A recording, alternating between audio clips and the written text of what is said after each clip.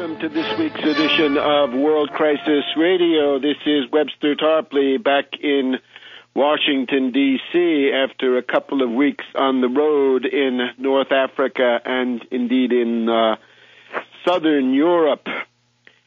Now let's get right into this current situation. We're recording on the afternoon of July 8th, 2011.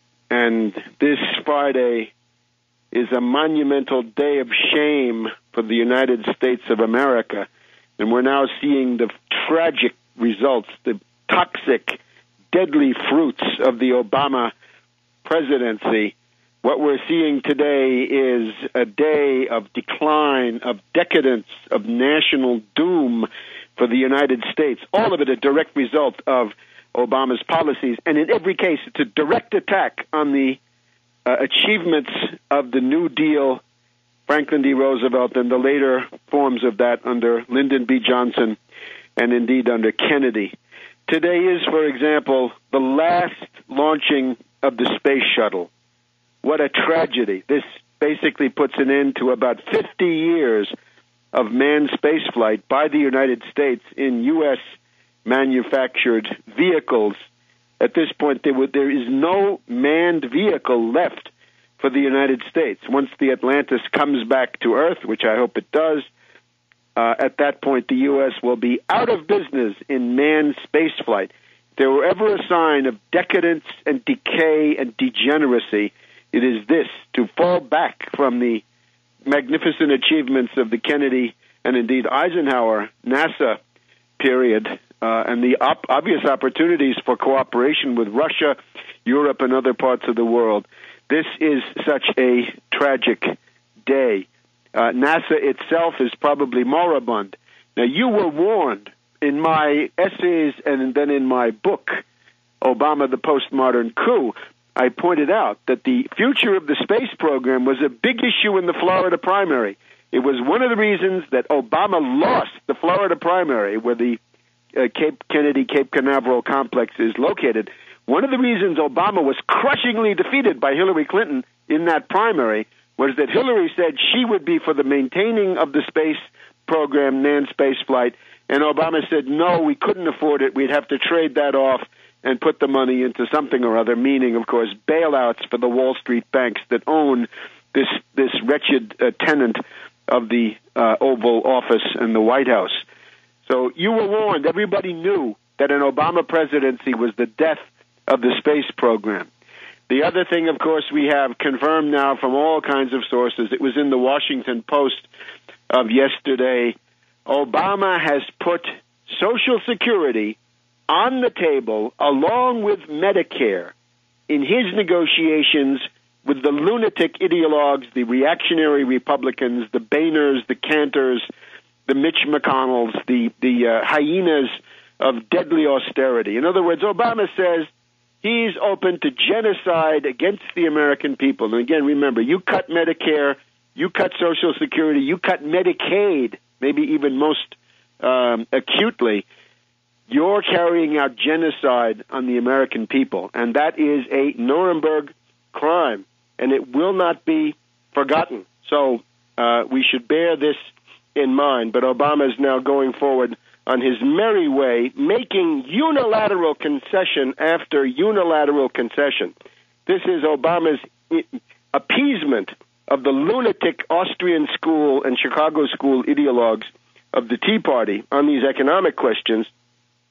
He basically went into these meetings yesterday, Thursday, saying you can have a $2 trillion genocide package, you can have a $3 trillion genocide package, or you can have a $4 trillion genocide package. And most of them said, we want $4 trillion of genocide. So this is the prevailing view here in Washington, except Pelosi and maybe Steny Hoyer, the Democrats from the House, said, but of course, we don't want to cut Medicare and Social Security. We only want to cut those in the framework of a program to maintain the solvency of Medicare and Social Security. So the amount of resistance for them is basically zero. This government, this regime has reached a point of moral and intellectual bankruptcy, which is now beyond belief. And the future of human life in these parts is now very, very much in danger. We'll talk more about this if we have time later on in the broadcast. So we've got the last shuttle. We've got essentially Obama attacking the heritage of John F. Kennedy, the space program. He's attacking the heritage of Lyndon B. Johnson, Medicare and Medicaid, the things that have saved more lives in this country than just about any other single program that we can mention. And then Social Security, the great achievement of 1935, the radical phase of the Franklin D. Roosevelt New Deal, is also under attack from this despicable, treacherous Obama. I don't know, left liberals, what you're waiting for to dump this guy. Here's what I say. I call upon President Obama to resign.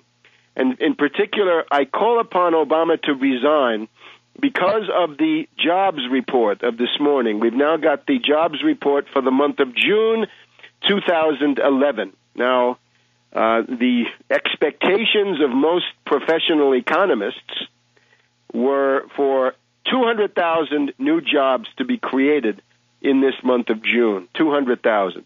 Instead, a mere 18,000 jobs have been created, according to their statistics, which we can be sure are massaged and otherwise injected with formaldehyde to a fare-thee-well. So even with their cooked statistics, it's only 18,000 jobs. This is pathetic. This is wretched. This is far below the level needed to even stay at a stationary level. June, of course, is the month when employment should go up because school kids get out, they go to work. Construction should be at its height, right? The things that have to be done in the summertime, highway building, road building, home building. And instead, 18,000 jobs. That is a very, very ominous sign for the entire U.S. economy. The U.S. unemployment rate is now officially 9.2%. It is the third straight monthly increase in U.S. unemployment. This is a wretched result. Obama, resign. Draw the consequences from the wretched failure of your administration. Do the right thing. Clear away the blockage that is represented by this carcass of the Obama regime and open up the Democratic primaries to some real alternatives. It's clear now, as long as Obama stays in place, just about all professional Democratic Party hack politicians are so intimidated. We don't even have a Teddy Kennedy. There's no Teddy Kennedy so far willing to come out and challenge Obama, despite the manifest failure, the unbelievable failure of this regime. I say to Obama, you have failed. You should now resign. You should spare the Democratic Party the agony and the destruction of a new Carter debacle. By running again in 1980, despite his own failure, Carter doomed the Democratic Party to basically a generation in the wilderness. That was Reagan 1, Reagan 2, and George H.W. Bush. And, of course, when the Democratic Party came back, it was in the form of the new Democrat, the right-wing, treacherous Democrat, Bill Clinton, who ran on a platform of executing people and finally then wiped out welfare, another title of the Social Security Act of 1935, right? One of the worst things that Clinton did. So it's time for Obama to resign. Somebody should get that message to him. He should unblock the process of the Democratic Party primaries, throw the field open in Iowa and New Hampshire. Let people come forward with actual programmatic solutions to what's going on. So dump Barkey in 2012. And if you need another reason for that, the United States is now at war with 6 countries. At our last broadcast, I think we were still at 5. We are now at war with 6 countries. More on that when we come back in just a minute on World Crisis Radio.